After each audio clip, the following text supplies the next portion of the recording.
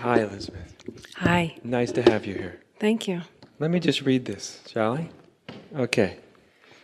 Does the nothing which is everything require anything of me?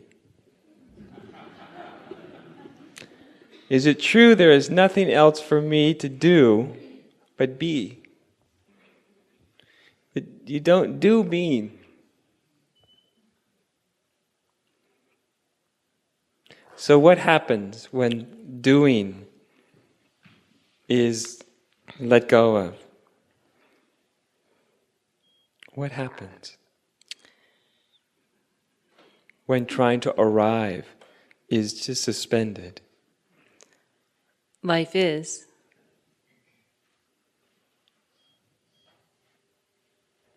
And what's deeper? Life is, this is correct. But what happens on the inside? When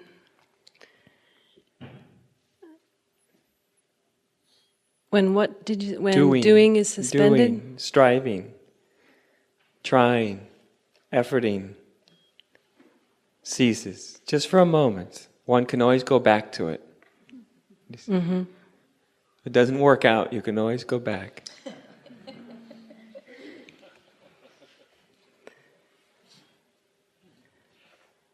You see, because I would rather have this be something that you live with, in other words. Something where you, your own consciousness, you are in a state, you are in your own experience, and you're in a state of discovery. You see, because an answer to a question like this, does the nothing which is everything require anything of me? You could give a yes or no answer. But these aren't the real answers, are they? I think we know that by now, I hope. The real answers come when you yourself are in a moment-to-moment state of discovering for yourself. You see, not in your mind, because the mind will just come to conclusions, Okay, there's nothing I need to do, and then, maybe I need to do, and it goes back and forth from its sort of dualistic ideas. And while the mind is doing that, coming to conclusions, which minds are always trying to do, there is the possibility of living in a state of discovery. And that's why I asked the question. Not so there's a finality to the answer. Where else did you want to take this? Basically, I feel that I've been living in a state of or acceptance and is that true?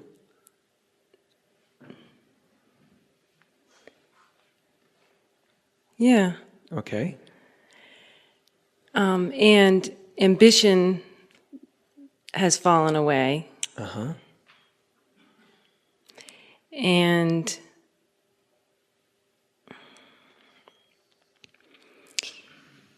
I was looking for reassurance. That's what's underneath the question, huh? Right. Yeah. Because there's, it's a little bit foreign. Yeah. And there isn't much money in it.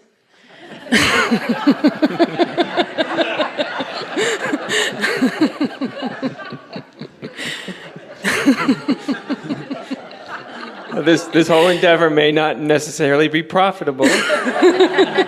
You never know. No, it hasn't been a very good career move. It hasn't been a very good career move. No, I wouldn't advise one to get into this as a career opportunity. But what you're saying this is very valid, and it's also quite common. As the drives of the personal start to drop away, the motivations of the personal stop operating as strongly.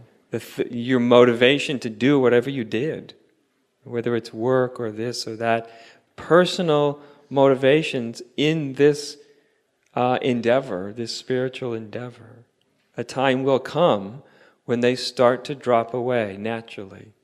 And it can be disorienting. It can be confusing. It can be a little scary. The mind doesn't know what to do with this because it's not in the normal frame of reference, is it? Where we're supposed to know what to do, and if we're good, healthy, vital Americans, we're supposed to be motivated to do something at all times. I'm a little afraid of my trust, and in part my trust in you. And what's the fear there? It's a residual conditioning. I mean, it's just that. So I really know the answer to my own question. Of course. And this wondering crops up now and again. And wonders what? What are you going to do for work? Yeah. Sure. That's understandable. What are you going to do for work, right? Yeah.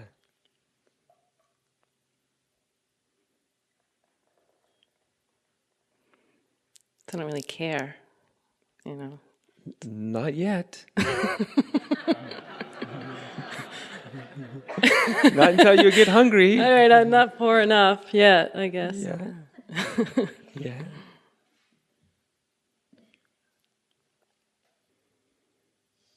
So when you say you don't care, what it's telling me is there is not a lot, there may be some, but not a lot of fear and anxiety in this, even though there's some residual concern over this falling away, because you and I, we all have the practicalities of our life, right?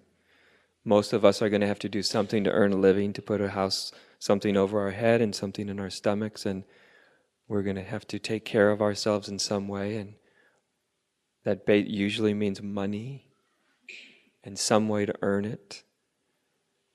And we may not care, and our personal motivations may go out of that whole sort of survival-based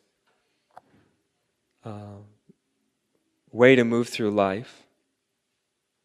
And as that happens, there's also the possibility that we camp out in the comfort of emptiness, you could say. The comfort of no motivation. It's comfortable to have no motivation for a while, until you need motivation.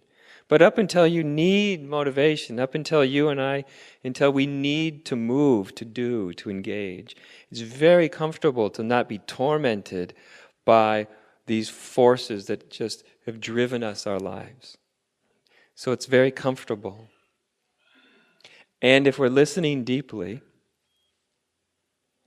and partaking of that comfort, but not holding on to the comfort, we can listen and you can hear from a very quiet place when it's time to engage, to do, to become active. You feel it. It's from a silent place, not from the personal place. And not from a sense of duty. No.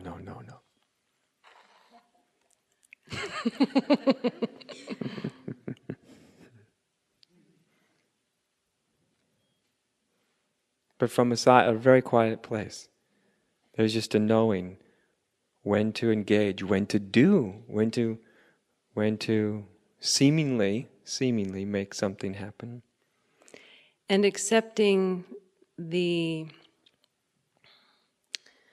arising of, well, what am I going to do for work? And not wanting, that's as much to be accepted as... And not what? And that is as much to be accepted Not knowing what you're going to do or what to do? No, the arising of the question about that. Mm-hmm. And even if it momentarily kind of pulls me away from the comfort, Right. as you spoke Right. of, being present. Right. So that's part of being present again. That's So exactly. there you have it. But and it's also living with that too, because one can live with that like you can live with anything. Like I say, be in a state of discovery. So the first place you always start is where you are. The mind comes in and goes, "What am I going to do? Or what should I do? Or what do I want to do?" And then your little mind says, "Gee, I don't know." And that's where you start. Okay, I don't know.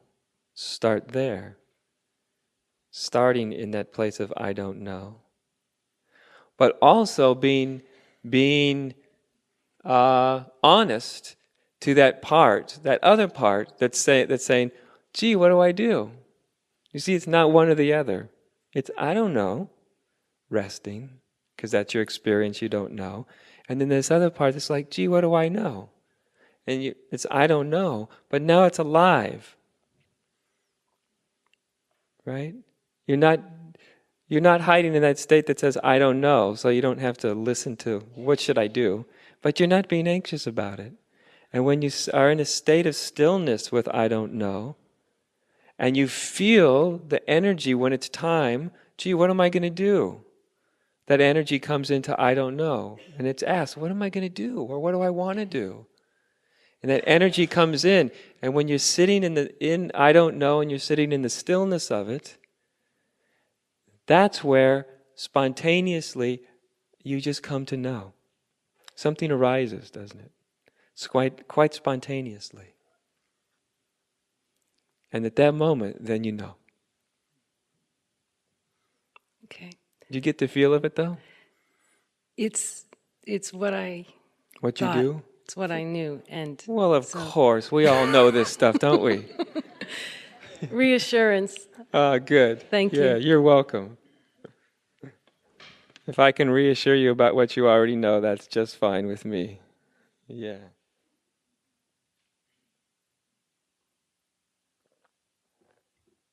There's no proprietorship to truth, you know. Everybody's got it if we just pay attention.